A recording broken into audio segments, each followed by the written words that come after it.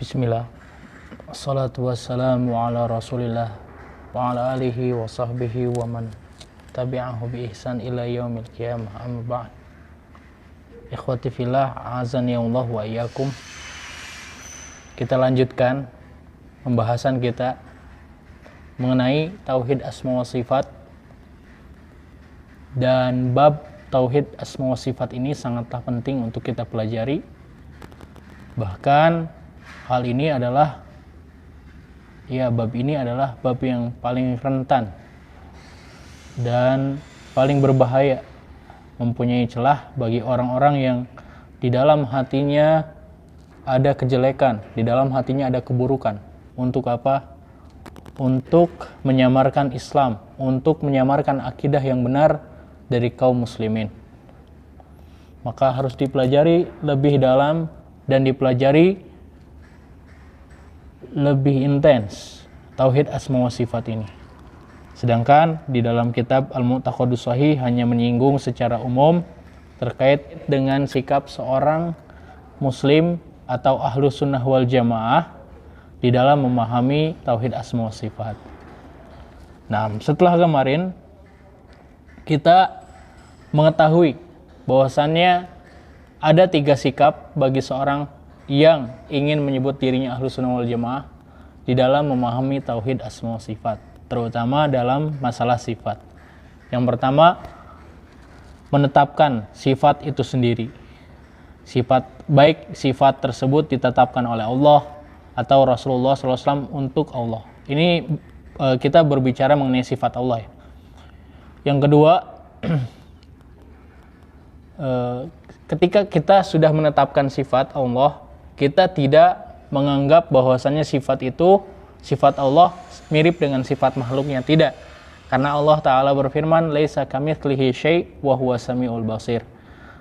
Dan tidak ada sesuatu yang sebanding atau serupa dengan Allah Subhanahu wa Ta'ala.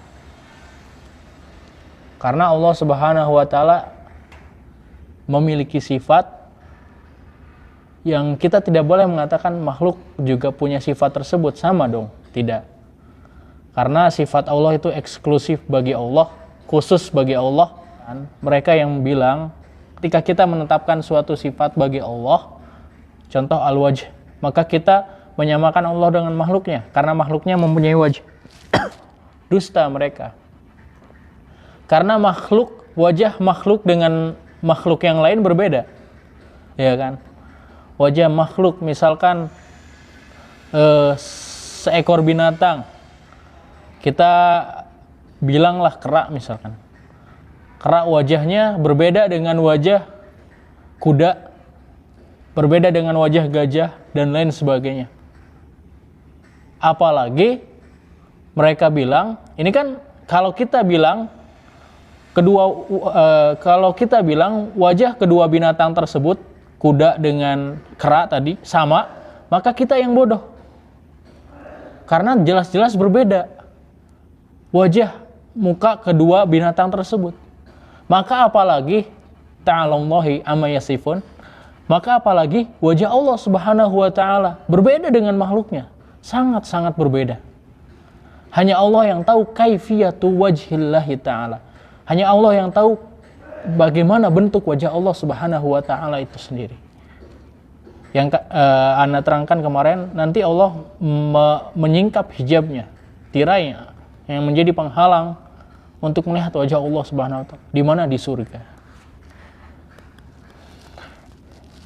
Yang ketiga, ini murojaah sedikit ya. Yang ketiga, la yudriku ahadun kaifiyata sifatillah asalis adamu muhawalati idrok.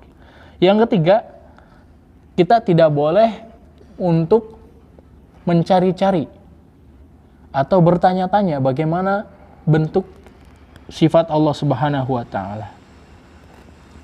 Allah Ta'ala berfirman dalam sebuah surat dalam Al-Quran, la yus'alu amma yaf'al wa hum yus'alun.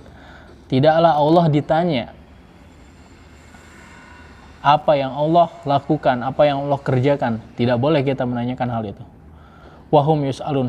Mereka lah yang akan ditanya nantinya. Itu kita yang akan ditanya oleh Allah Subhanahu wa Ta'ala. Nah, setelah menyebutkan kaidah tiga kaidah tadi, sikap kita terhadap sifat Allah Subhanahu wa taala, maka Syekh Abdul Salam bin Abdul Karim, maka Syekh di sini memberikan beberapa contoh sifat yang dimaksud, karena Allah taala memiliki banyak sifat. Kita baca. Bismillah. Qala al-musannif rahimahullah ta'ala, dzikru sifatil istiwa 'alal arsy. Penyebutan sifat istiwa di atas arsy. Famin sifatihi ta'ala ma nasallahu ta'ala alaihi biqaulihi ar-rahmanu 'alal arsy istawa fi mawadi'a minal Qur'an. Dan di antara sifat-sifat Allah Subhanahu wa taala yaitu apa yang Allah sendiri naskan, apa yang Allah sendiri bawakan di dalam Al-Quran dengan firman-Nya Ar-Rahmanu 'alal arsy istawa. Ar-Rahman, Allah Subhanahu wa taala, 'alal arsy istawa, berada di atas arsy, beristiwa di atas arsy. Fi mawadi'a minal Qur'an, dan ini disebutkan berulang kali di dalam Al-Quran, di beberapa tempat di dalam Al-Quran. Fayustafadu minha, maka diambil faedah dari ayat ini, isbatu istiwa illahi ta'ala 'alal arsy istiwaan hakikian, yaitu penetapan sifat istiwa Allah di atas arsy dengan istiwa yang hakiki, yang sudah diketahui maknanya. Na'rifu ma'nahu, yang kita sudah tahu maknanya. Wa najhalu kaifiyatah, dan kita tidak tahu bentuknya bagaimana istiwa itu. Maksudnya kita sudah tahu maknanya adalah makna di dalam Al-Quran. Istiwa itu apa? Orang-orang Arab sudah tahu istiwa itu apa. Sudah tahu bagaimana istiwa itu. Maka yang menjadi bid'ah adalah ketika kita memikirkan bagaimana istiwa Allah Subhanahu wa taala, bentuknya bagaimana, itu menjadi bid'ah dan tidak boleh. Kalau maknanya sudah tahu, nanti di akhir video ana akan tunjukkan rumus kita memahami sebuah sifat Allah Subhanahu wa taala. Apa yang wajib kita tetapkan itu, kemudian apa yang harus kita serahkan kepada Allah. Isbat, tafwid. Karena ada sebagian firqah yang salah mengartikan dalam tafwid. Apa itu tafwid, nanti ana jelaskan. Nah, apa maknanya yang sudah diketahui oleh orang Arab? Apa makna istiwa yang sudah diketahui oleh orang Arab? Yang tidak perlu dicari-cari. Gimana sih istiwa Allah Subhanahu wa taala? Karena mereka sudah tahu makna istiwa itu apa. Ma'nal istiwa 'alal arsy.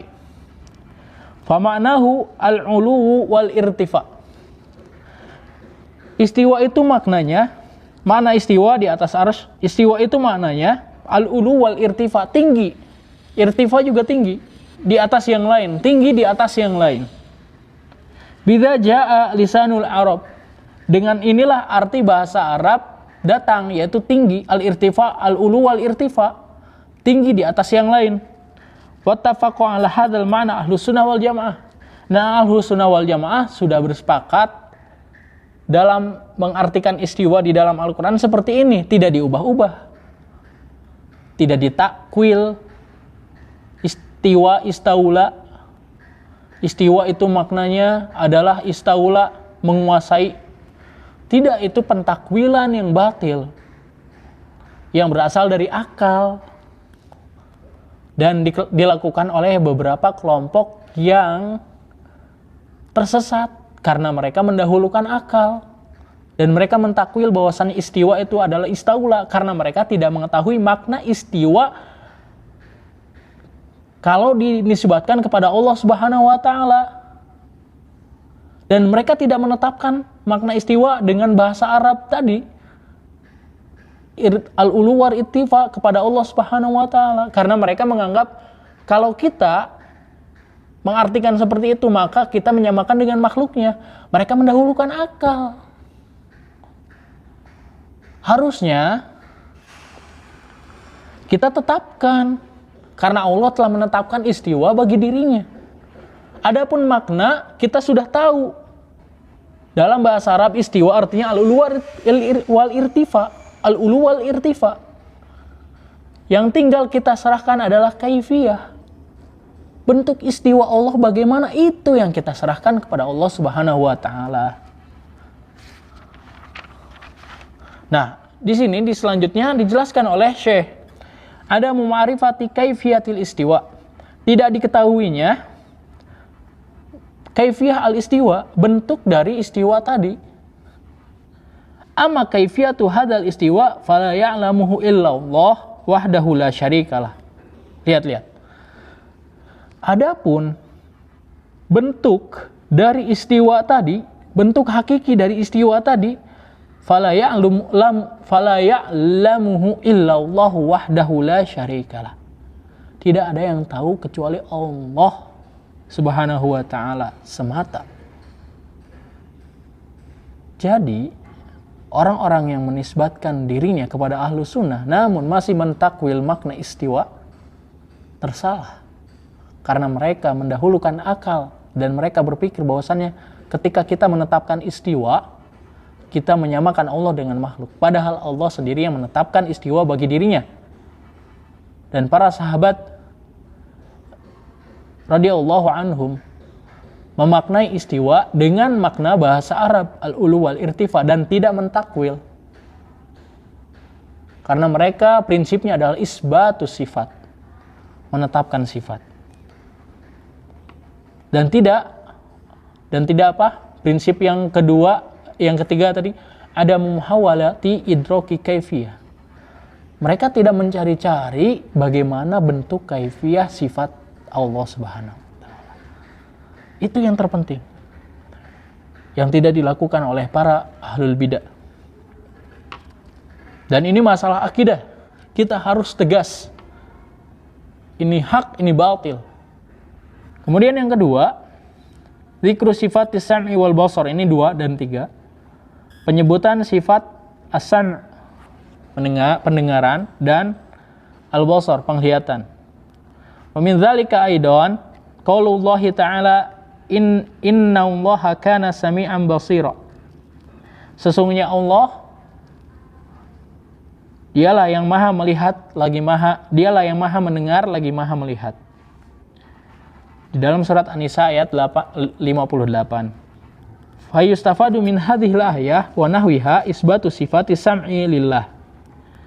Maka diambil faedah dari ayat ini dan ayat-ayat yang semisalnya, isbatu sifati sam'i lillah. Kita menetapkan sifat sama', mendengar, untuk Allah Subhanahu wa ta'ala. Wa sam'u fi lughatil Arab idrakul aswat. Sedangkan as-sam'u itu sendiri di dalam bahasa Arab artinya idrakul aswat, mendapati suara-suara atau mendengar suara-suara.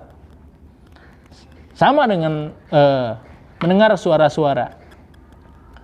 Karena itu memang pendengaran, ketika kita memaknai pendengaran dengan mendengar suara-suara, ya memang hakikatnya seperti itu. Maka Allah Subhanahu wa ta'ala memiliki sifat as-sam'u, dan Allah menetapkan di dalam Al-Quran berulang kali, innallaha sami'un basir, innallaha sami'un basir, wa kana Allahu sami'an basira, dan lain sebagainya di dalam surat di dalam Al-Quran. Dan itu sudah jelas. Makna sifat sam', judul ini harusnya lebih ke sini, wasam'u fi lughatil Arab idrakul aswat. Dan makna as-sam'u dalam bahasa Arab adalah idrakul aswat, mendapatkan atau mendapati atau mendengarkan suara-suara. Sedangkan ini lebih ke sikap kita, bagaimana kita menetapkan sikap sam', bagaimana seorang muslim menghadapi sifat sam'. Maka Syekh di sini menjelaskan, fanusbitu lillahi ta'ala sam'an yudriku bihil aswata la yushbihu syai'an min khalqillahi ta'ala. Kita tetapkan bagi Allah Subhanahu wa ta'ala sifat sama' yang yudriku bihil aswata la yudriku bihil aswat, yang Allah Subhanahu wa ta'ala bisa mendengar suara-suara dengan hal itu, dan tidak menyamakan sifat tadi dengan sifat makhluk Allah Subhanahu wa ta'ala. Wa nufawwidu kaifiyata dzalika lillahi ta'ala. Wa nufawwidu kaifiyata dzalika lillahi ta'ala. Dan kita wajib menyerahkan Nufawidu, fawwada yufawidu itu penyerahan, menyerahkan. Maka wa nufawidu kaifiyata dzalika lillahi ta'ala, dan kita menyerahkan kaifiyata dzalika lillahi ta'ala, bentuk dari sifat itu sendiri kepada Allah Subhanahu wa taala. Bentuk sifat sama bagaimana? Maka kita serahkan kepada Allah Subhanahu wa taala. Fala naqulu kaifa yasma, dan kita tidak boleh mengatakan bagaimana cara Allah mendengar. Apakah dengan telinga atau apakah sama dengan manusia cara Allah mendengar? Bahkan di dalam beberapa hadis menjelaskan bahwasannya Allah Subhanahu wa taala mendengar semua suara di muka bumi ini, bahkan di alam semesta, dan tidak ada yang tertukar. Bagaimana cara Allah mendengar? Kan kalau tidak ada yang tertukar mustahil. Na'udzubillah. Jika seseorang berkata seperti itu, maka dia sudah terkena syubhat tashbih, yang menyamakan pendengaran Allah dengan makhluknya. Rasulullah mengabarkan seperti itu karena Allah Subhanahu wa taala mampu melakukan yang seperti itu. Dan itu Allah Subhanahu wa taala. Wala nakhudu fi dzalika, dan kita tidak boleh mempertanyakan seperti tadi, dan kita tidak boleh mempertanyakan bagaimana hal itu terjadi. Kita tidak boleh memperbincangkannya. Idlam yutlina tabaraka ta'ala alaihi, yang dimana Allah juga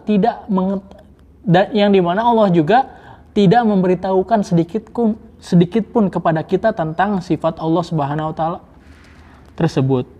Balista sarojalla wa ala bi ilmihi.